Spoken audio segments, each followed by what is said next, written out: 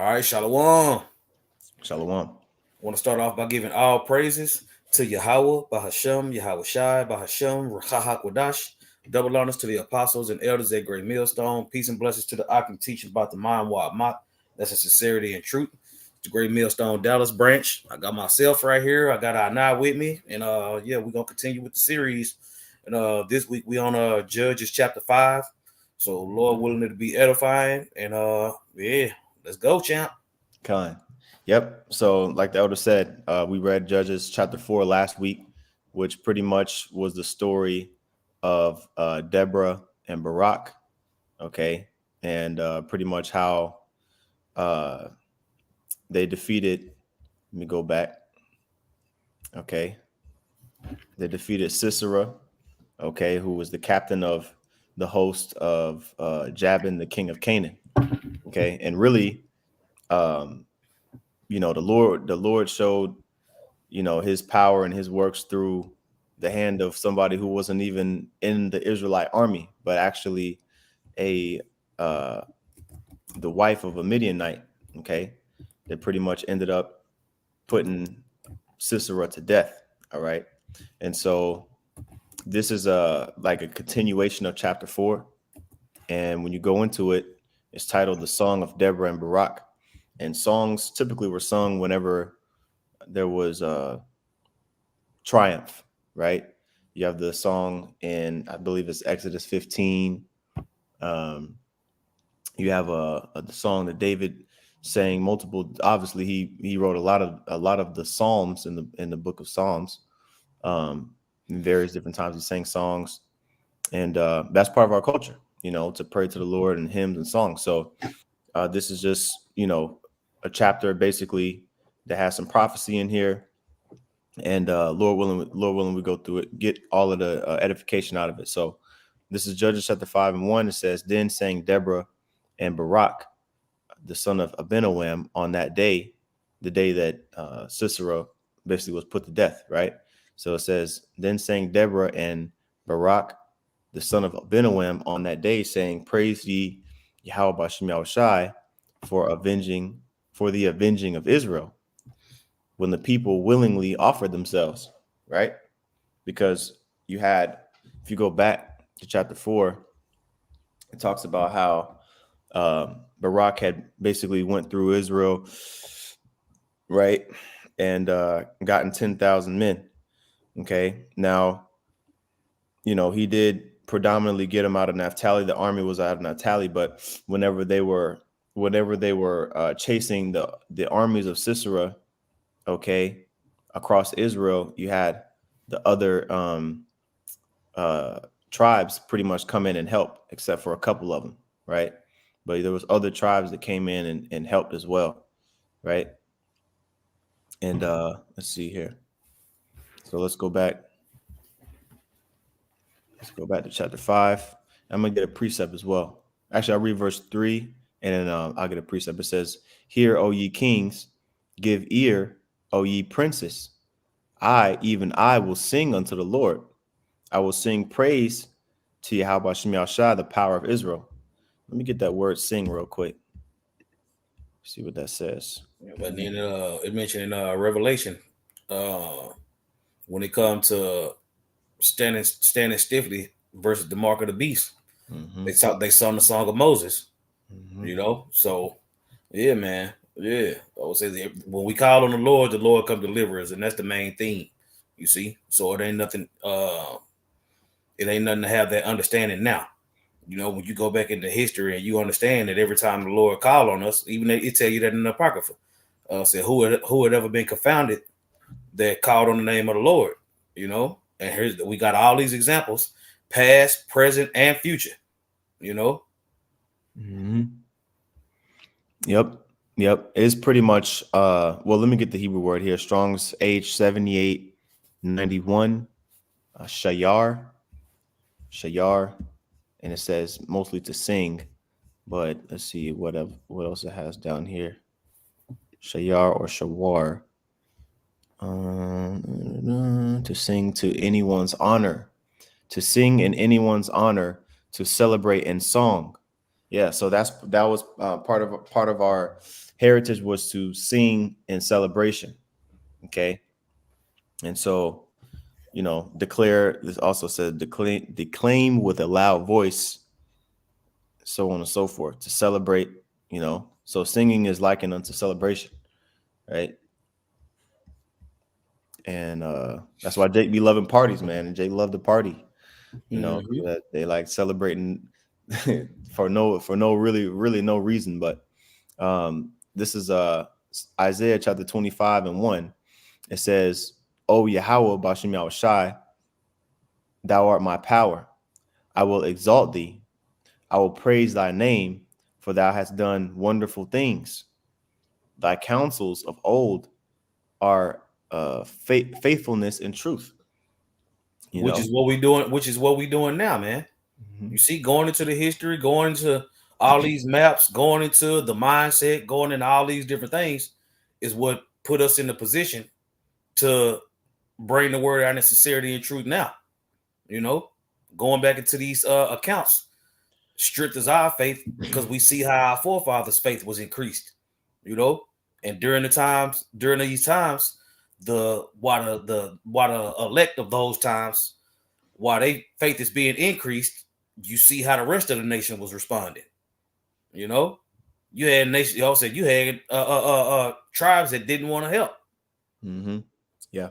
Yeah, we're going. Well, actually, let me go ahead and just go ahead and get this real quick on the. I believe it's the cross reference. Hold on. Oh, this is the wrong one. This one here. To your point, Zaquan. Um, when you read this footnote here, it kind of gives a breakdown of this chapter, right? It says, this verse. This is the chapter of Judges 5. It says this verse briefly recites the subject of the inspired song, which consists of 8 stanzas. And basically, a stanza is a line in a poem. You know what I'm saying? So you could think of it like different categories of a poem, right? So it says the first opens Or, out with it. or as Jake would call today, bars. Right, right. Yeah, Con. yeah. Israel done always had bars. Mm-hmm. Mm-hmm. Yep. So you can say this is a verse right here. Mm-hmm. Yep, With 8 bars in it. It that's right. says the first opens with a devout thanksgiving. The second describes the magnificent scenes at Mount Sinai, etc. The third states the apostasy and consequent punishment of the Israelites. The fourth contrasts their present happy state. The fifth censors the recreant tribes of Reuben, Gad, etc. And basically when it says censors, it means like it condemns the rebellious tribes uh, of Reuben, Gad, basically the ones that didn't help. You know what I'm saying? Because they had their own thing going on. I think this actually says a little bit better in the commentary too. Um, yeah, here it is, right here.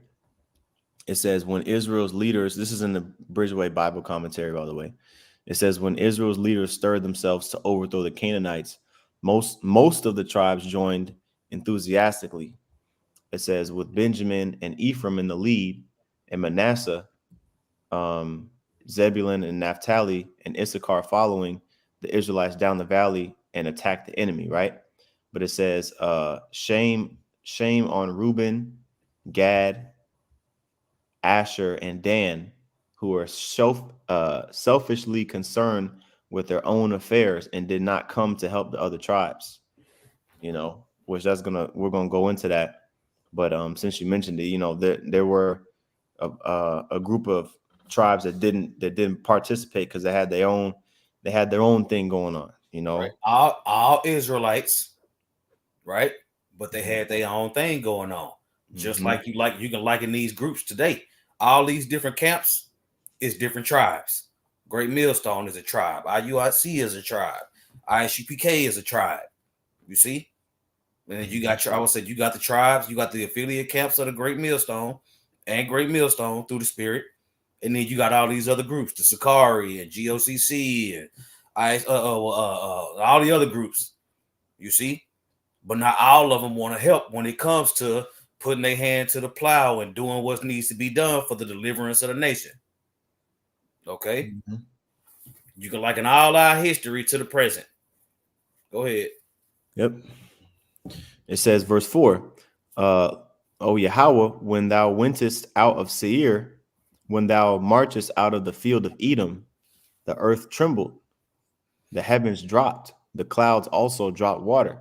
Okay, so again, this is another part of the song. Okay, where prophecy, we broke this down in the end of the last chapter, the end of the last lesson. Going after we read chapter 4. But I'll go ahead and get it again. You know what I'm saying? The precept that we used for verse 4 was in, I think, Habakkuk chapter 3. Yep, there we go. This is Habakkuk chapter 3, okay, and verse 2.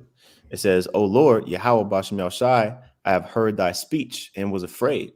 Now, when the Lord speaks, it ain't like how we speak, okay?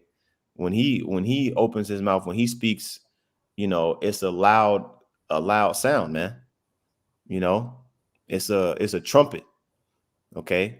Like when you read in Exodus chapter 19, pretty much how it talked about how that trumpet sounded louder and louder. Let me see if I can find it real quick. Okay, so we got to paint the picture. Exodus 19. Man, this computer makes it so easy to find precepts.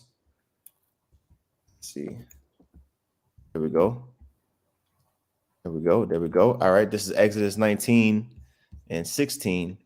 It says, and it came to pass on the third day, on the third day in the morning, that there were thunders and lightnings and a thick cloud upon the mount, and the voice of the trumpet exceeding loud, so that all the people that was in the camp trembled. All right, that's the voice. Let's say in the NLT. Okay. Yep. Exodus 19 and 16. And we're getting straight to the point. You got to read up earlier in the chapter, but to get the whole story. But we're getting straight to the point. Exodus 19 and 16. It says, on the morning of the third day, thunder roared and lightning flashed, and a dense cloud came down on the mountain.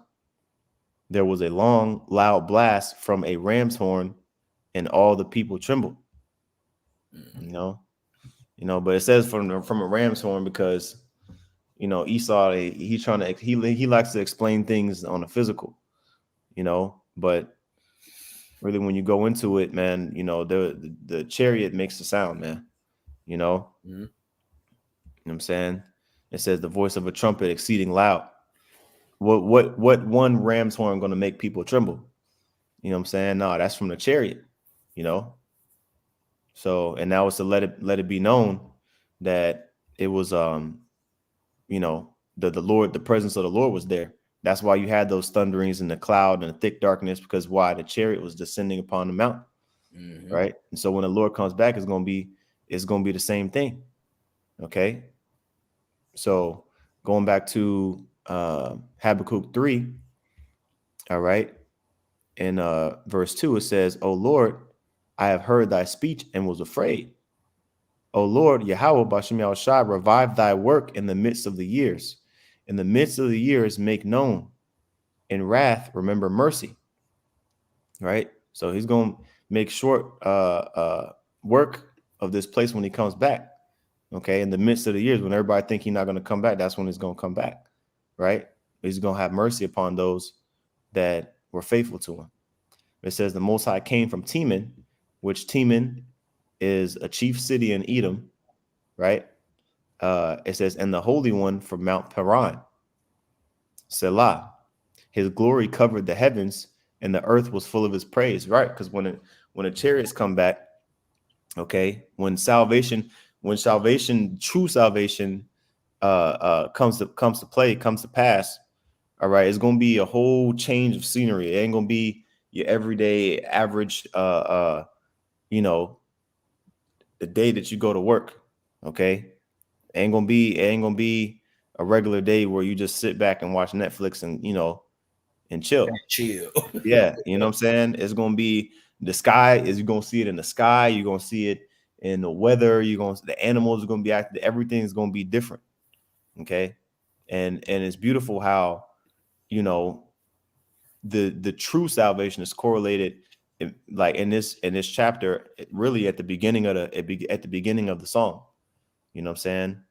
But we got to break this stuff down so that it's not, you know, misunderstood. But it says, verse 3 again, the Most High came from Teman, and the Holy One from Mount Paran. Selah, his glory covered the heavens, and the earth was full of his praise. Yeah, because when the Most High judges Teman, which again, Esau, resides, this is basically a Edomite city. I'll say it like that, Edomite stronghold. When the Most High judges Esau, then the earth is going to be full of praise, right? Because Yahweh Shai going to be on the scene. Everything's going to be like how we have been praying for it to be, right? Mm-hmm. And here's the point in verse 4. Okay, it says, and his brightness was the light, was as the light, excuse me. He had horns coming out of his hand, and there was the hiding of his power. Okay. And so I'm gonna say pull that horn. He had horns. Pull that definition. Mm-hmm. Let's see here. That word horns is Strong's 7161. Quran. Okay. It says horn of strength. Okay. Rays of light. Yep. Rays of light. You know what I'm saying? Mm-hmm. So yeah. Horns coming out of his hand. It's not talking about like bull horns coming out of your hands. It's talking about something else. Mm-hmm. You know, it's talking about the rays of light. Yep. Kind. Yep, that's right. So, and those rays of light are gonna be them chariot beams, man. Yeah, you know, like the Apostle Edgar Ball like to say, that wapo zappo. Right. Yeah. Them laser beams, man. You know, a vocab Malone like to scoff at it, but and there's a bunch of scoffers, but when they show up on the scene, they ain't gonna be able to scoff. You know, you're not gonna be able to scoff because you're gonna be getting scorched. You know, and there actually was a little bit more when you read down. You know, talk about how let's see here. Where was the one I wanted? Well, this is the chapter, but okay, yeah. Well, it kind of goes into all of that. You know, the mountains being melted, the mountains trembling. That's what we went into, verse 10, verse 11, right? So you can read this to kind of get an idea of how the scene is going to change, how the whole scene of when Yahweh Shai returns on the earth, how everything's going to change. All right, it's going to be a change in geography. Okay, everything's going to be different, man. Okay, because the creator of all these things, of all the earth, is going to be on the scene. Okay. And so Esau and these other nations, they're not going to be able to withstand the Lord when he comes back. That's ultimately what's being conveyed in verse 4 when you read Judges 5 and 4. Okay. All right. It says, I read again, Lord, when thou wentest out of Seir, when thou marchest out of the field of Edom, the earth trembled. Right. Another precept is, what is that? Isaiah 63. Right. Mm-hmm. Isaiah 63 and 1. You know, you can start at verse 1 on that. You know, talks about how the Lord going to be judging Seir, Esau. Okay. Which Mount Seir, that's Esau's homeland right there. Okay. Whenever you see this, which is the Hebrew word for this is sha'ir, which is hair. Okay. That's his homeland. Like how this is Esau's capital, Seir. Okay. Mount Seir is his capital, if you will. So it says the earth trembled and the heavens dropped. The clouds also dropped water. Right. So where is the Edomites that was in verse 5, or excuse me, that was in chapter 4 when we read Judges chapter 4? There weren't any Edomites mentioned, but Esau and his judgment is synonymous with salvation. Okay. So it's a beautiful thing that's being mentioned. It says, verse 5, the mountains melted from before the Lord, right? Which is going back to that Habakkuk chapter 3, reading around verse 10 area. You can see how that correlates there. Okay, it says the mountains melted from before the Lord, even that Sinai from before Yahweh, the power of Israel. And let's see here. I'm going to get this precept in Psalms 18, okay, which we pretty much went over this when we went into 2 Samuel. But I'm going to get this here in Psalms 18 and verse 7. Okay. It says the earth, I'll start at verse 6. It says, in my distress, I called upon Yahweh Bashim Yahushai and cried unto my power. You see this, you see the recurring theme here, praying to the Lord delivering us and jacking up our enemies. You see, It says he heard my voice out of his temple, and my cry came before him, even into his ears. Then the earth shook and trembled. You see, because why? The Lord came and rescued us, right? The earth shook and trembled. The foundations also of the hills moved and were shaken because he was wroth. And again, man, when the Most High is upset, hey, you you don't want to be on his bad side, man. You want to be on the exempt from judgment side. Okay. And so I'll read verse 8 and then I'll go back. It says, there went up a smoke out of his nostrils, and fire out of his mouth devoured. Coals were kindled by it. Now, does this mean that, is this talking about a dragon, a fire breathing dragon? No. Again, this is talking about the laser beams from the chariots, man. Okay. Because the mouth of the chariot is the opening.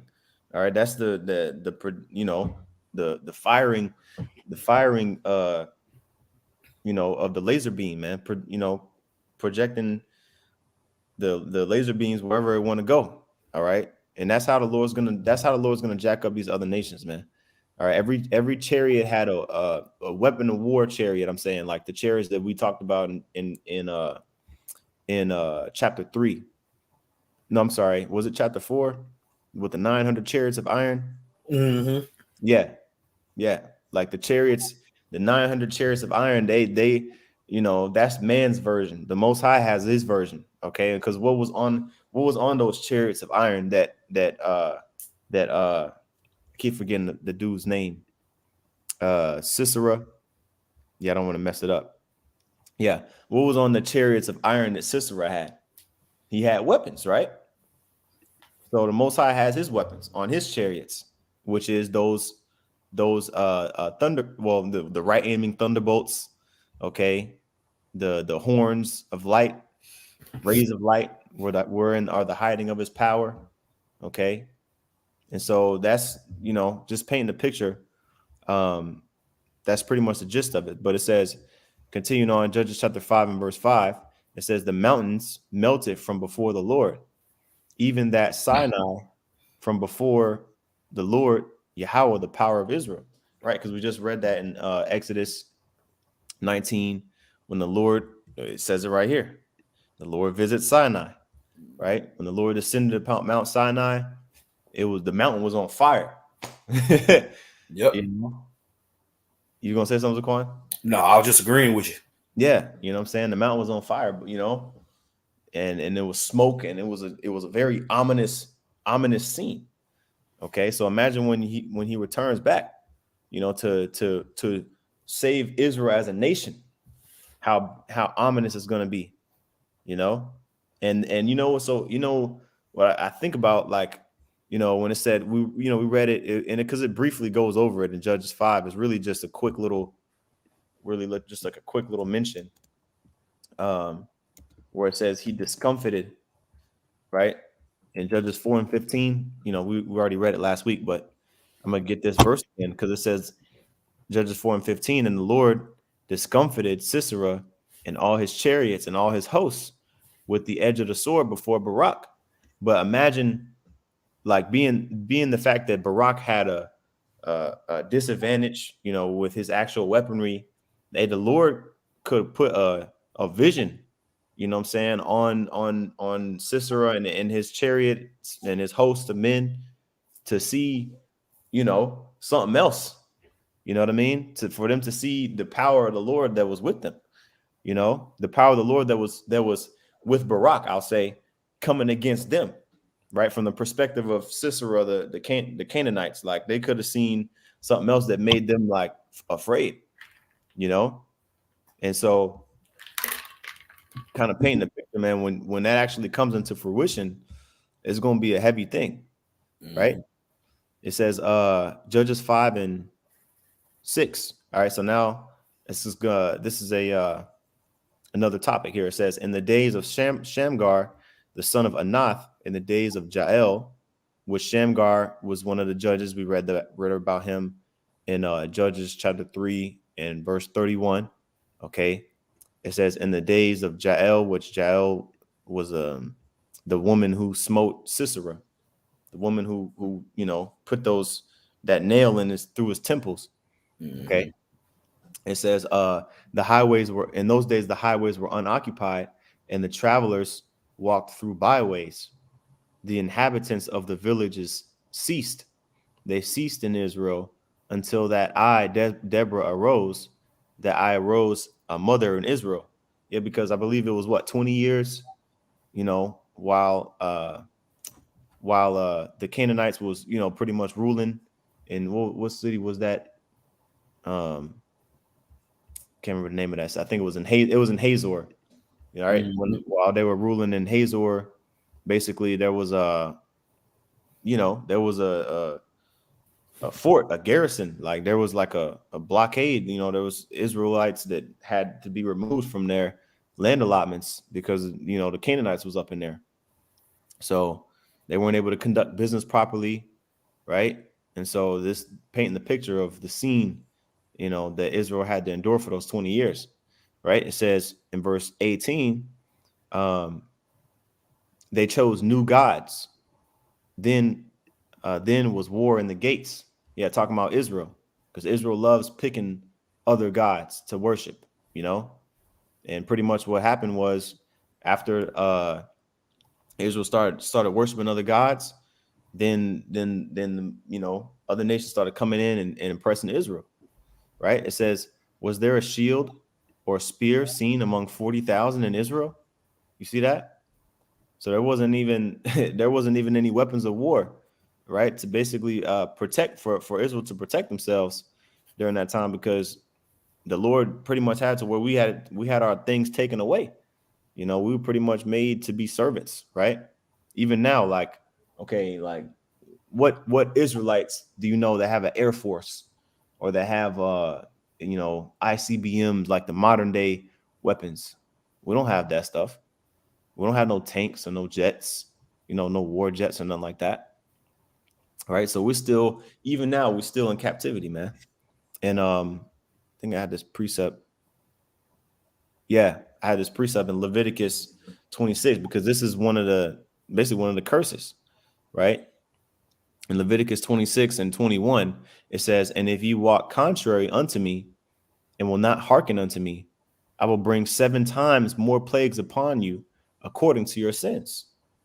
I will also send wild beasts among you, which shall rob you of your children and destroy your cattle and make you few in number, and your highways shall be desolate. You see? So you know, who's to say that the Lord didn't send certain wild beasts and different things among you know, the tribes that was going off. You know what I'm saying? And that could have been part of the reason it was a war in the gates, and why, you know, why the highways were unoccupied, as it says in verse 6. Right. um let's see here. All right, verse 9, it says, all right, there's another topic. My heart is, or another bar I should say, my heart is toward the governors of Israel that offered themselves willingly among the people. Bless you the Lord. Yeah, because as we read in the commentary, there was certain tribes that did what they were supposed to do. You know what I mean? Mm-hmm. You know, certain tribes that came down and they helped, because really it was Naphtali and and I believe Zebulon. Let me. And when it comes to Hazor, like Hazor was in that area. You know, let me see Hazor. I think it's on this map. Up top. Yeah, It here was we up top. go. Yeah. Yep, Naphtali, you know, Zebulon area. You know what I'm saying? That's where that's where that's where it was really popping at. But look at it. Or I'm say Asher and Dan, and I think it was Reuben too that didn't help. You know what I'm saying? Where they at? They down here. You know, they didn't help, you know. So anyway, going back here, it says, "My heart is toward the governors of Israel that offer themselves willingly among the people. Bless ye the Lord. Speak ye that ride on white asses, that ye that sit in judgment and walk by the way." Okay, which those that ride on white asses are synonymous with judges. Okay, it says, "They that are delivered from the noise of archers in the places of drawing water, there shall they rehearse the righteous acts of the Lord." Now, this is a scripture we get all the time, right? Judges 5 and 11. And let's see what precept I had here. Okay, I'll get that towards the end of the verse. So there's a couple of things we want to pull out. The noise of the archers. Okay, that's the noise of the ICBMs when ICBM missiles come. Okay, and Yahushua delivers us from that. Okay, then that's going to be prophecy fulfilled. Okay, now when it says the places of drawing water, isn't that in Joshua? Let me see where Mm-hmm. where that precept. Yeah, Joshua made Joshua put in drawers of water. Mm-hmm. Let me see if it's oh, he made, okay, it says drawers of water. Yeah. Let's see. Yep, that's it. Joshua chapter 9. The water. God. All right. So you got to read the whole chapter to get the whole narrative of this chapter. But basically you had a group of heathen that came up to Joshua and said, "Hey, you know, we from a faraway land. You know, we just wanted to offer your tithes, and in exchange, you know, please don't kill us," right? And basically, they deceived Joshua because they told Joshua that they weren't Canaanites, but they really were Canaanites, and you know, they really weren't from a faraway land. They just wanted to save their little whatever city they were from, or whatever the case is. So pretty much what happened is, since Joshua, you know, and the leadership at that time had made a pact with them before they found out that they actually were Canaanites, they just made them become servants, slaves, right? And so um if you read here, Joshua chapter 9, and I'll read verse 19, it says, "But all the princes said unto the congregation, We have sworn unto them by the Lord, the power of Israel, and now therefore we may not touch them. But this we will do to them. We will even let them live, lest wrath be upon us, because of the oath which we swear unto them." And the princes said unto them, "Let them live, but let all of them be hewers of wood and drawers of water unto all the congregation, as the princes had promised them." Right. So if you're hewing wood, right, and you're drawing water out of a well, you going and fetching and giving it to the cattle, or giving it to, you know, whatever household needs it, that's pretty much labor, you know what I'm saying? And they wasn't getting paid for that. They pretty much were like workhorses, right? So that's that type of activity symbolizes slavery. Okay, symbolizes servitude, captivity, right? And so when you go back to this chapter, because you got to get, I mean, we don't really do that here anymore. Oh, well, you know, I was chopping wood yesterday, but that ain't something that everybody does. So you got to draw the correlation. Like, you know, when it says in the places of drawing water, all right, that's the places where you are a servant, places where you are in captivity, and you slaving and working, drawing water. You know, when you go to work spiritually, you know, you pretty much, you know, drawing water, you know what I'm saying, for pay. right? You chopping wood for pay, right? And so they that are delivered from the noise of the missiles, right? The noise of the archers in the places of drawing water or the places of servitude, places of captivity, there shall they rehearse the righteous acts of the Lord. That's what we're doing right now. Okay. We're rehearsing before a rehearsal. Let's get that word rehearse real quick. Actually, I'll get it in the Hebrew. I want to see what it says. There shall they rehearse. Strong's H 8567. Thana. Lament, or to rehearse, to recount, to tell again. You see?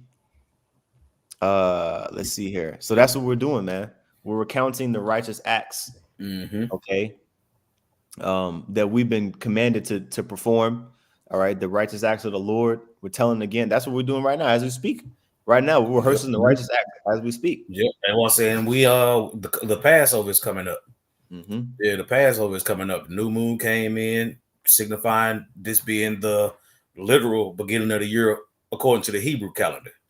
You know, and what's 2 weeks after that? The Pesach. You see, so we rehearsing. You know, because in the, when you go back into the law, you know what I'm saying. If you don't keep the Passover, you cut off. You know, so yeah, we going back.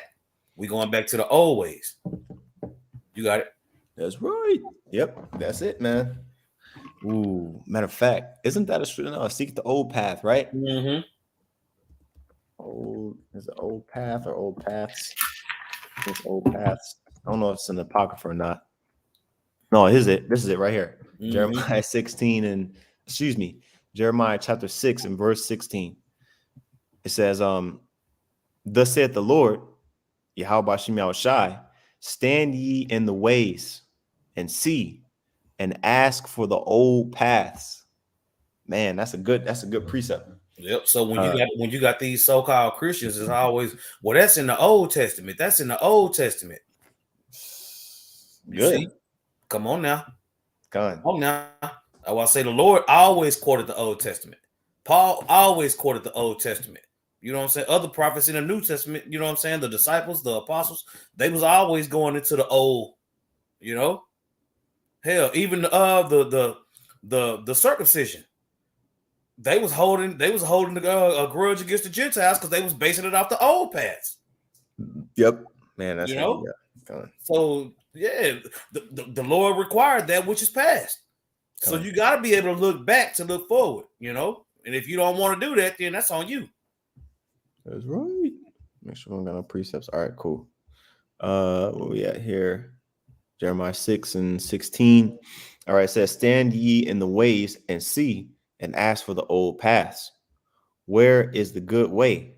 And walk therein. Now get that word walk. Okay. I think it should be Yalak. The rock. Let's see. Yep, Yalak. That's it.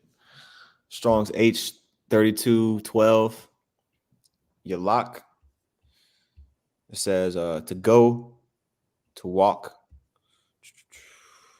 live, I would say to manner of life. Walk ye in these paths. Yep, that's it. You see? So you live, I would say you live by walking in these paths, man. Going back to the old way, rehearsing the righteous acts. You see, we was in the middle of a process of being delivered. You see, this whole chapter is based on deliverance. That's it. That's it. That's right. Yep. We gotta walk, man. Yeah, that's a common word in the Hebrew too. Yeah, it talked about how Enoch walked with the Lord. It was the way he was living with the I'll say walking with the Lord. Well, I'll say when you walk with the Lord, you live in a righteous life. Anastrophe. You know what I'm saying? To the best of your to the best of your ability in captivity. That's right. So it says, stand ye in the ways and see. Okay. And one of those ways is out in the highways and byways, YouTube, you know. It says, and ask for the old paths. Where is the good way? And walk therein. And ye shall find rest for your souls. because everybody wants to know what's the purpose of life. Why am I here? What is God's plan for me? Right. Well, when you find that out, then you have a level of you feel a level of fulfillment, right? Mm-hmm. Otherwise, you kind of like restless in your spirit. You don't know why you're here, but you found your calling once you come into the truth. It says, but they said, we will not walk therein. Yep. 2/3 of our people here in Babylon the Great, America, they don't want to walk in those good ways, so they're not going to find rest. That's right. So going back here to this, I'm trying to see what chapter we was in or what verse we was in. Okay, it was in Judges 5, right? Judges 5:11. I'll read it one more time all the way through. It says, they that are delivered from the noise of archers in the places of drawing water, there shall they rehearse the righteous acts of the Lord, of Yahweh Shemel Shai, even the righteous acts toward the inhabitants of his villages in Israel. Right? So we're treating our brother as we would want to be treated, right? It says, then shall the people of the Lord go down to the gates. Okay, and I got a precept for that last part right there in Jeremiah chapter 7 and verse 1. Okay, it says, the word that came to Jeremiah from the Lord, saying, stand in the gate of Yahweh Shemel Shai's house and proclaim there his word. Okay, that's what's supposed to be going on. Okay, because the Lord's house, well, think about it like this. Where does Esau do a majority of his press, like when I'm talking about like the president and all the communication that goes out of the White House, right? Think about it like that. He pushes out his, what is it? The White House is the seat of the so you got the judicial, you got the executive, and you got the legislative. So I think it's the seat of the executive, if I'm not mistaken, because judicial is the judgment, executive, that's execution. Now the president's over control over the army, he's over control of everything, right? And the legislature is like the law, the actual law itself.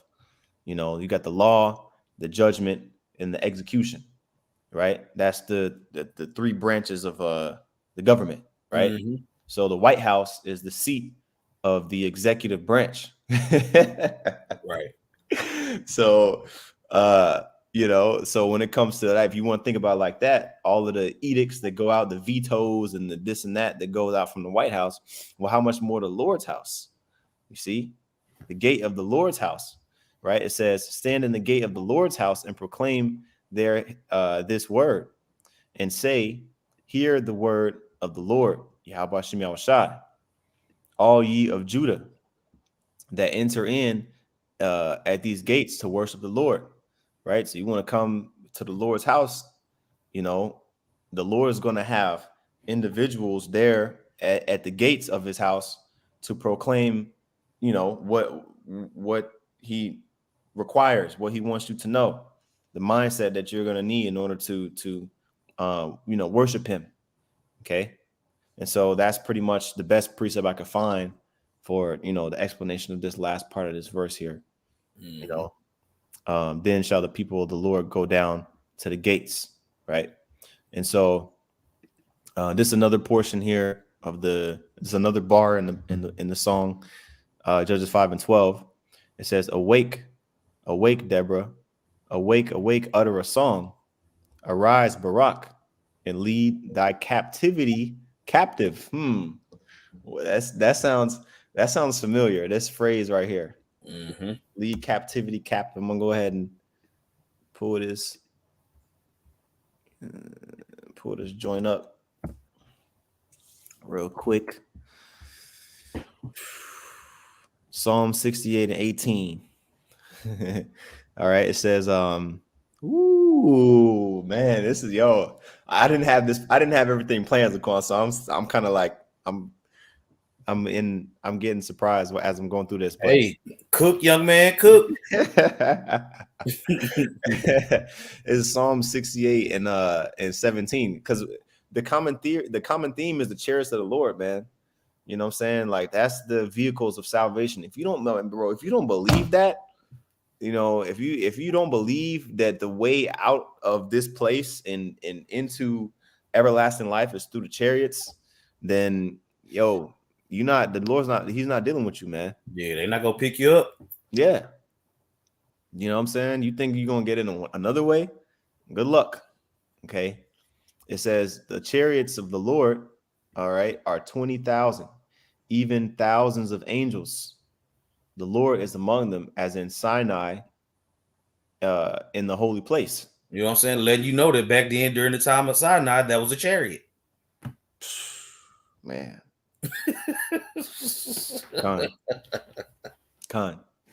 Yep. It says, but I would say the scriptures just keep on giving, man. Yeah. I would say as long as the scriptures talk about devouring wisdom, you see, eating this whole roll. So having that understanding and devouring this wisdom means to receive it and devour it, you know, to understand it. And you run across these little nuggets. You run across these little nuggets constantly, man. You know, it's like that whole Hansel and Gretel concept. You know, leaving those breadcrumbs to get us back home. Mm-hmm. That's right. Yep. It says the Lord is among them, as in Sinai, in the holy place. Psalm 68 and 18. Thou hast ascended on high. Thou hast led captivity captive. Okay. So really the Most High gets the credit, right? Most High gets the credit when he uses certain men, right? Because we just read that in verse, was that 12, right? Barak, lead thy captivity captive, thou son of Abinoam, right? But who is the power? Who is the one that's behind and given and energizing Barak to do these things? Ultimately, it's Yahweh Shem Shai. Okay, and so it says, "Thou hast let me see, thou hast ascended on high, thou hast led captivity captive." All right, so what it means is the ones that have us in captivity, they're gonna go into captivity. Okay, Revelation 13 and 10.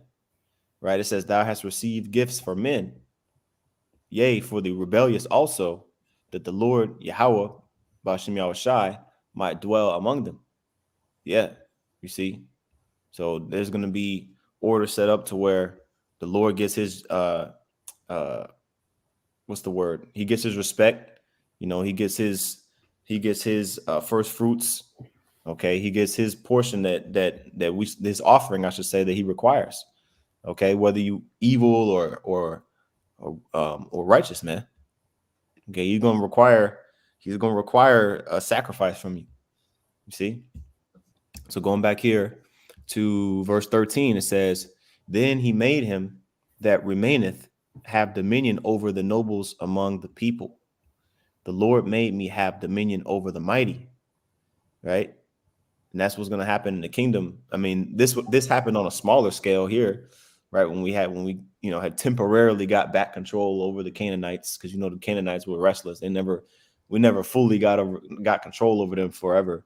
It was just for a period of time until they came back, right? But in the kingdom, man, all the nations going to be under subjection eternally. They're never going to raise up and overthrow Israel and put us back in slavery. Hell no. Right. This is the last captivity. And what is that? Lamentations 4 and 21 tells you that. Talk about how Esau, matter of fact, just go ahead and get it. Lamentations 4 and 21. Yeah. Okay. It says, "Rejoice and be glad, O daughter of Edom." There's the common denominator again, Esau. There goes Esau again. Okay. "Rejoice and be glad, O daughter of Edom, that dwellest in the land of Uz. The cup also shall pass through unto thee. Thou shalt be drunken and shalt make thyself naked." Right? And when Esau gets judged, okay, the punishment of our iniquity is going to be accomplished. You see? And that cup is basically the cup of judgment and the cup of slavery and captivity. Okay, when he becomes which he's being made drunk right now. Okay, and he's being exposed right now, what it means, what says to make thyself naked. But he's gonna be fully exposed and fully powerless and weak when he's in captivity. Get that word accomplished. Okay. Thamam. Oh, yeah, we already I know knew that. it. Yep. I knew it. Yep. That's it. Come Yep. on. It's That's it. done. You know what I'm saying? Complete. Yeah. Right. So once our captivity is complete, that's it. You see? Wholly, entirely, right? To be finished, to end, to come to an end, to cease, right? To be exhausted, to be finished, to be destroyed. Our captivity is going to be destroyed. You see? Man. Con. To be completely crossed over. Another word for crossover is the Passover. To be delivered. You see? Yep. Finished, complete, perfect. That's what I'm saying. Our captivity is going to be perfected. It's going to be done. Yep. You see? Yep. That's right. That's right, man. You know, and we're coming into the end of our punishment, man. So you always get excited when you know you're gonna get your TV back or whatever you got taken away. Yeah. I will say, especially in captivity. Yeah, in captivity, shit. I remember one time I was in jail for a week because I didn't pay my tickets. You know what I'm saying? But the closer I got, I would say the closer I got to knowing, because I knew I was gonna have to be in jail for a week. You know what I'm saying? So shit, I went in there on a Sunday. Shit, came Friday. I was chomping at the bit to get up out that thing. You know what I'm saying? Damn. God. Yeah, you know what I'm saying? I called myself doing my time because I didn't want to pay the money. Ended up having to pay the money anyway. I sat in the jail for a whole damn week and didn't even have to, man. Ariana cussed my ass out. He's like, man, we came and got you, man. What the hell? Man. Oh man, that might have been too much info, but fuck it. That was 13, 14 years ago. God. That's your pop. I haven't been back since. God. Call Allah, Yahweh Shem Yahweh Shah. Lord willing, I ain't going back. I was saying they can't lock me up for nothing but preaching. God. That's right. They call Allah Yahweh Shem Yahweh Shah, man. That's right. You see? So, hey, man, so it's going to be a beautiful thing. You know, it's going to be a beautiful thing when we get the retribution. When Yahweh, it starts with Yahweh Shai. Yahweh Shai is going to get the retribution. Okay. And since we on his side, you know, we've been getting persecuted for his sake. So it's going to be retribution for us too. Okay. But it's all going to go to the glory of Yahweh Shem Yahweh Shai. Right. So it says, I'll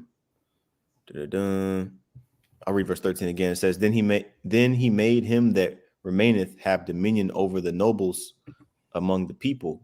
The Lord made me have dominion over the mighty. Yeah, you know, dominion over the nobles of these other nations, the mighty of these other nations, like, you know, the descendants of Goliath and all these other nations, mighty men. You know, we're going to have them in captivity too, right? And it says, verse 14, out of Ephraim was there a root of them against Amalek. After thee, Benjamin among thy people. Out of Machir came down governors, and out of Zebulun, they that handle the pen of the writer. Okay, now pretty much when you get this, it goes into a little bit of history. Let's get the cross reference real quick. Some of the stuff, pretty much most of the stuff we went over already. Let's see here. Yep, Judges 3:27. What does it say right here? I'm trying to remember what this is. Okay, that's right. This talked about when Ehud, you know, pretty much freed Israel.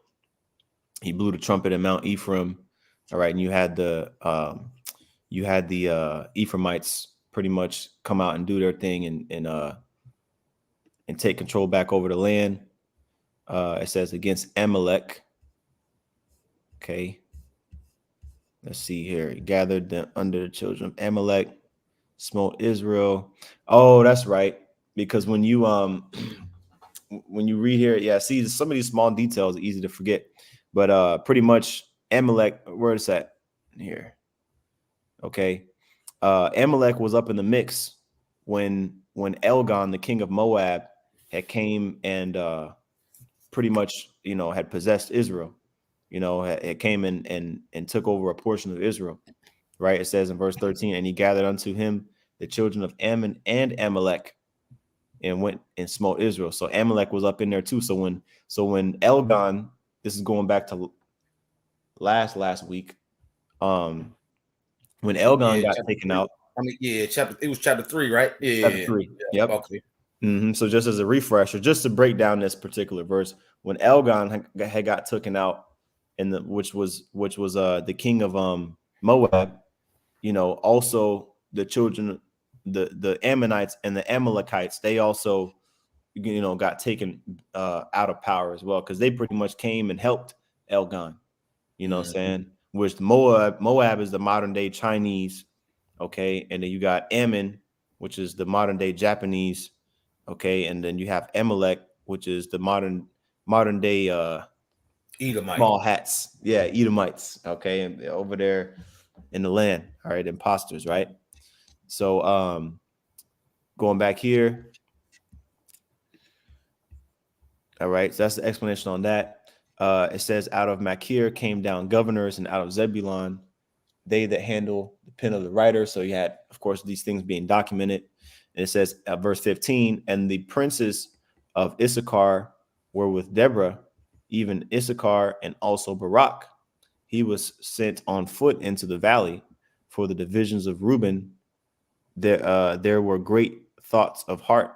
So this part right here, it's kind of like, consider this verse kind of like separate, or this part of the verse kind of separate, because it's in the same verse, but it commends these tribes here, Benjamin, Ephraim, I think Machir is Manasseh, Zebulon gets commended, Issachar gets commended, right?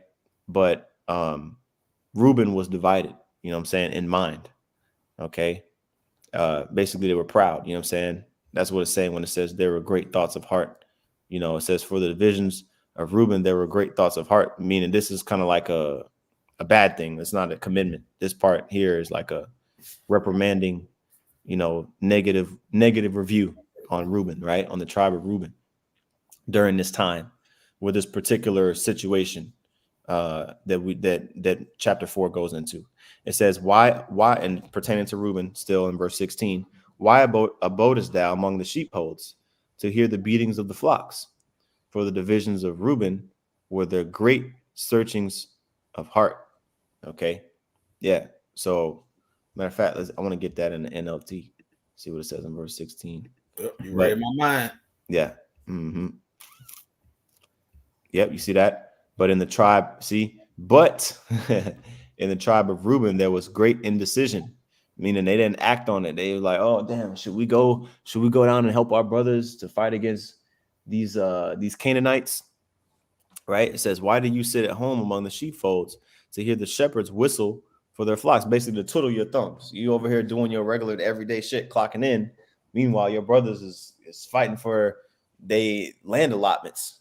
You know what I'm saying? Fighting for positions of their land that they've been in captivity for 20 years, and y'all over here, oh well, that's just their tribe. They're 30 miles away from us. We don't got to worry about that. Let them handle that shit, right? Nah, that wasn't a good look, right? It says, yes, in the tribe of Reuben, there was great indecision. Okay, and I'll read verse 17 in NLT, and I'll go back to KJ after this. It says, Gilead remained east of Jordan, which I want to say, trying to remember what tribe Gilead represents. Go to my deal. Keep clicking the wrong one. Machir is Manasseh. Gilead is Gad. Okay. It says Gad, which is aka Gilead down here. So Gad was also remained east of Jordan, which makes sense. Okay, Gilead here. Let's see where. Yep, Gad, which is east of the Jordan River. Yep. So Gilead, aka Gad, was tripping too. I guess we were tripping too, Zaquan. Yo. Yeah, I mean, when they call what's that? When they call you to the army draft, we didn't get we denied the draft dodgers. Yeah, kind of. Yeah. So it says draft dodgers. It says draft dodging ass. It says Gilead remained east of Jordan. And why did Dan stay home? Asher sat unmoved at the seashore, remaining in his harbor. So they, chilling on the beach. You know what I'm Man, saying? So it says, but Zebulun risked his life, as did Naphtali on the heights of the battlefield. You know, so that the tribes that didn't participate, it was being called out. You know, but hey man, it's the beautiful thing is now in these times, 144,000, 12,000 out of each tribe. You yep, know, so now it's like, hold on. Now it's like the elect. I mean, they're all gonna be on one accord under Yahushua, which is beautiful, that's right. right? So going back to the King James version, we read verse 18. All right, verse 19. It says the kings came and then fought the kings of Canaan. All right, the kings of Israel, which really you could say princes of Israel, came and fought the kings of Canaan in Tanakh by the waters of Megiddo. They took no gain of money, which Magadwan, okay, of troops, right? The water. Let me just go ahead and get it. Even though it's in my brain, let me go ahead and pull it up. Let's see here. Magadwan, Strong's H4023. Okay, the root word is God or Gadad, which is troop. Okay, Magad one is place of crowds. Properly, it was ma at the beginning of the word is of or from. God is the root word, which is troops, and then one makes it plural. So of or from troops. That's literally how you would say it. But place of crowds is that's how you could extrapolate that. It says the ancient city of Canaan, assigned to Manasseh and located in the southern rim. Okay, anyway. So there we go. So it says they took no gain of money. All right, they came in and basically helped. Tribes getting mixed up in my head now. What was the main one in Hazor? Let me see. They helped. They helped Naphtali. The other nations that did the other tribes that did participate, they helped Naphtali, and they helped Zebulon. Okay. For no extra pay. You know what I'm saying? And they didn't charge them for that. Oh, here go Megiddo, right here in Manasseh, right? Just so that can be known where that went down, right? Which we got that in the last chapter. It's in the same area. You know what I'm saying? It's in the same area, you know. So just letting that be known there. Let's see here. All right. It says they fought from heaven, verse 20, Judges, and we got like 10 more verses. All right, let me speed it up. It says they fought from heaven, the stars and their courses fought against Sisera. That kind of reminds me of that Genesis scripture with Joshua and the 12 stars. Just a side note. It says verse 21, the river of Kishon swept them away. That ancient river, the river Kishon. O my soul, thou hast trodden down strength. Then were the horse hoofs, and this is just basically all commending the war victory that we had over Sisera, over the Canaanites. I got the Bridgeway commentary for that part. Okay, go ahead. Right. It says, let me see. Cicero escape. All right. I got it right here too. Yeah, where it talks about the Lord bringing that storm. Okay. Let's see. I think I saw that up more. Or was that in? Let me see. I can't search this because it's too long. Oh, okay. I see it here. Yeah, I got it right here. I'll read this paragraph. It says, Deborah and Barak. I forgot to mention this. Deborah and Barak's song of praise recalls the dramatic activity of the Most High, the initiative of the leaders, and the willing service of the people, which together produced this spectacular victory.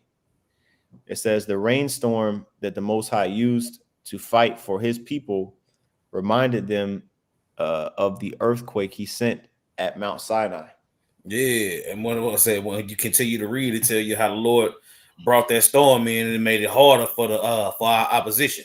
You Right. know what I'm saying? So the just like you had the tribes that didn't want to help, the ones that was willing to go out there, the Lord intervened. You see what I'm saying? So it's just like now, the groups that ain't willing to go out there, hey, the Lord is gonna be with those that are. You got it. Yep. That's part of that discomfiting that the Lord did, on our behalf. Mm-hmm. All right, going back to Judges 22 and Judges chapter 1 and verse 22, it says, "Then were the horse hoofs broken by the means of the prancings of their mighty ones." I got to get that word, prancing. Let's see what it's talking about. Okay. Looks to be the same word. Strong's H1726. Dahara. Prancing, rushing, galloping. Okay. Yeah, so when it got to raining, I would say when it got to raining and all that, it got all muddy and it got all uncomfortable for the horses and shit. You know what I'm saying? Instead of the horses being in war mode, they was frightened by not being able to get their footing. So they got to tripping. Once the horses got to tripping, it made it easier for us to get on their helmets. You know what I'm saying? Right. Yep. So the Lord made it real uncomfortable. Okay, man, that makes a lot of sense now.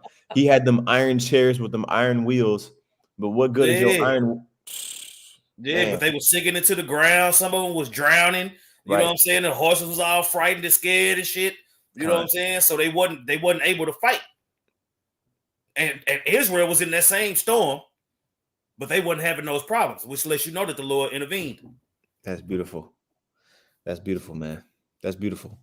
So it says, verse 23, "Curse ye, Miraz," said the angel of the Lord. "Curse ye bitterly the inhabitants thereof, because they came not to the help of the Lord, to help the Lord against the mighty." Let's see who was Miraz. Okay, here we go. Psalms H4789, a place in northern Palestine. Marawaz. Okay, means refuge. Okay, so it says the location is unknown. A town in northern Palestine, which it doesn't specify my map. My good map at. Oh, you know what? I might be able to I finesse would it. have said, go on, type it in. Yeah, let's see where I say. See what it say. Mount Tabor. Okay, got you. All right, this is where it says is at right here. You know what I'm saying? Miraz, Mount Tabor. Let's go back to that commentary on that. Miraz. This name only occurs once in scripture. The angel of the Lord is represented as invoking curses upon Miraz because the inhabitants came not to help Yahweh Shem Yahushai in the day of Deborah and Barak's victory. It says, "It is a strange fate shared with Chorazin to be preserved from oblivion only by the record of a curse."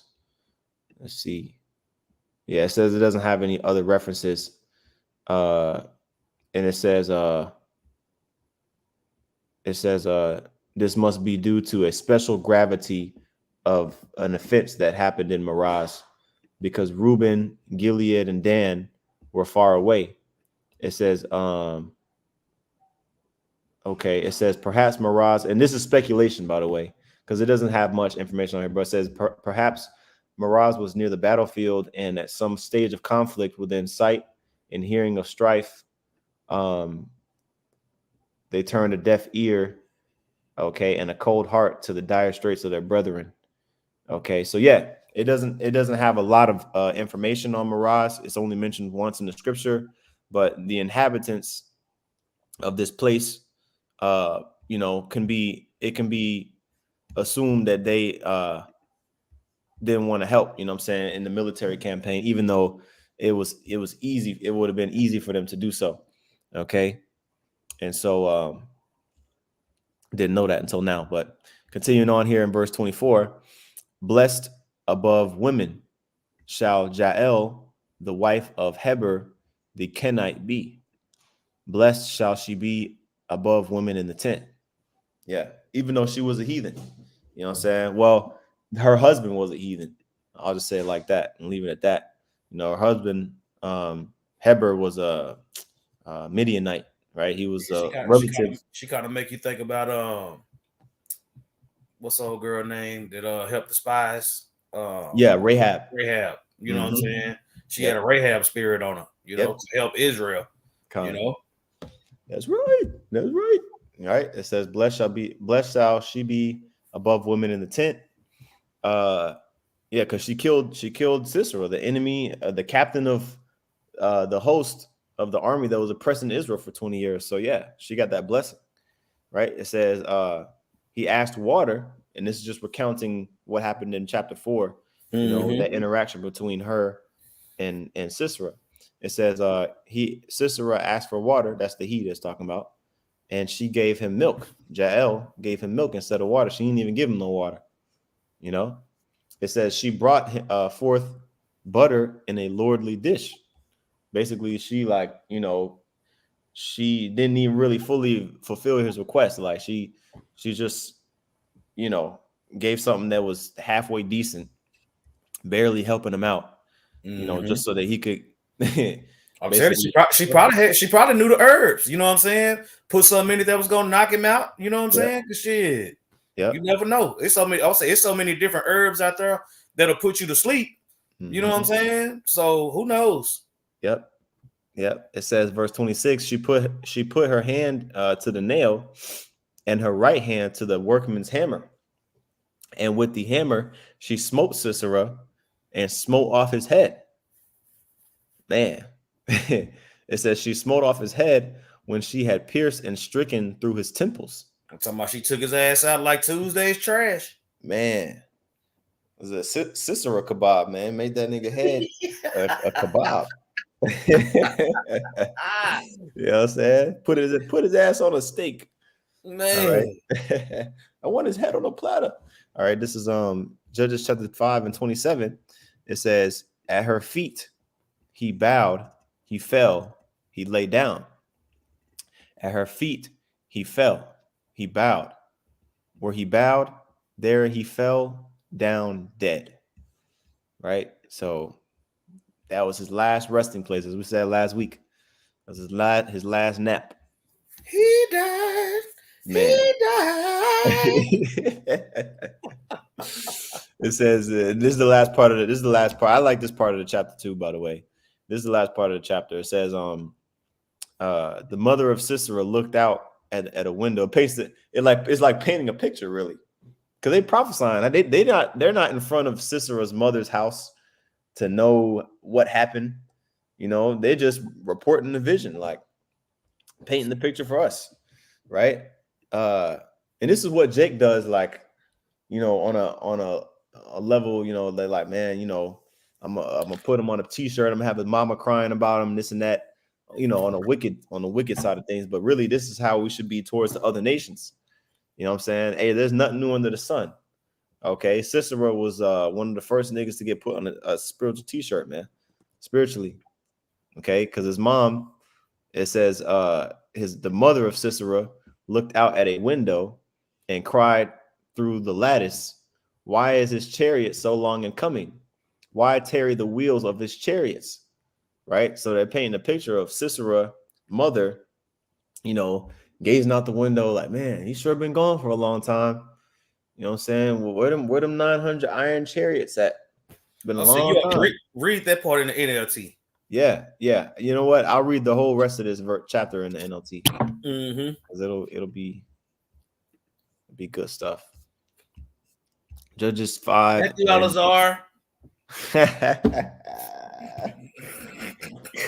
Judges 5 and 28. I'd like to give a shout out to the chief high priest Alazar for his contribution of the NLT to the ministry. Fuck out of here, nigga. Go ahead, bro. I had to get it. I had to, It wouldn't I had be. to, cuz. God. This is Judges 5:28. It says, from the window, Sisera's mother looked out. From the window, she watched for his return, saying, "Why is his chariot so long in coming? Why don't we hear the sound of chariot wheels?" Her wise women answer, and she repeats these words to herself, right?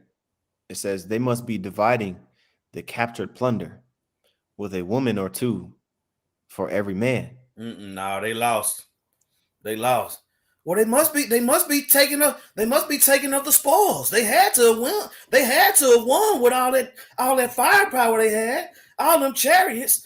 You know, they must have won the war. Now they celebrating. Now they dead. Go ahead. That's right. It says, "There will be colorful robes for Sisera and colorful embroidered robes for me." Yes, yes, the plunder will include colorful robes embroidered on both sides. Dead wrong. Man, it says, "Lord, Yahweh, may all your enemies die like Sisera, but may those who love you rise like the sun in all its power." Then there was peace in the land for 40 years. That's what I'm saying. But you see the captivity is always doubled up. You know what I'm saying? You got the captivity, and then you got the deliverance. The peace is always doubled up. You know what I'm saying? We started at 8 years, it jumped to 16, then it jumped to 20 something. You know what I'm saying? Now the peace is 40 years. You see? Con. And each time the Lord gave us freedom for longer, we messed it up anyway. Yep. That's right. Oh, and for you one woman Israelite guys, what's up with this scripture right here? For you want another scripture to prove that a regular man outside of David and Abraham had more than one woman? Here you go. Dividing the spoil and dividing the plunder included having a woman or two, okay, as a captive. I'll say from the other. Also letting you know that it's always, I don't care where you at, it's more women than men. Con. Across the planet. You know? So yeah, man. Yeah, you got it. Yep, that's it. That's the point being made. Let me see if there's any precepts on the page. Okay. Okay, it's a good one. Second Thessalonians 1:16. I'm sorry, 1:6. I will remove this off there. All right, this is Second Thessalonians 1:6. It says, "Seeing it is a righteous thing with the Most High to recompense tribulation to them that trouble you, and to you who are troubled, rest with us when the Lord Yahushua shall be revealed from heaven with his mighty angels." You see? That's what I'm saying. When those that rested with the judges was the ones that was delivered. You got to keep that in mind. So those that's hearkening to Yahweh Hashem Yahushua nowadays, based on the judges, which start with the apostles and elders and bishops of Great Millstone, on down to the affiliate camps and those men, women, and children that believe on their word, that's pursuant to John chapter 17. You see? But it's the Lord always set up judges, and then he had those that followed and those that didn't. You got it. That's right. That's the lessons of Quan. I think that's pretty much hits the nail on the head. We broke down all the prophecies in there. We got examples. You know what I'm saying? I feel good about it. Con. You can go ahead and close us out. Con, Abarat Tazah, this is edifying. Lord willing, we'll be back next week with chapter 6. With that, we want to give all praises, honor, and glory unto Yahweh, Ba'ashem, Yahweh Shai, Ba'ashem Kakwadash. Double honors to the apostles and those of Great Millstone, and peace and salutations to the elect. Shalom. Shalom.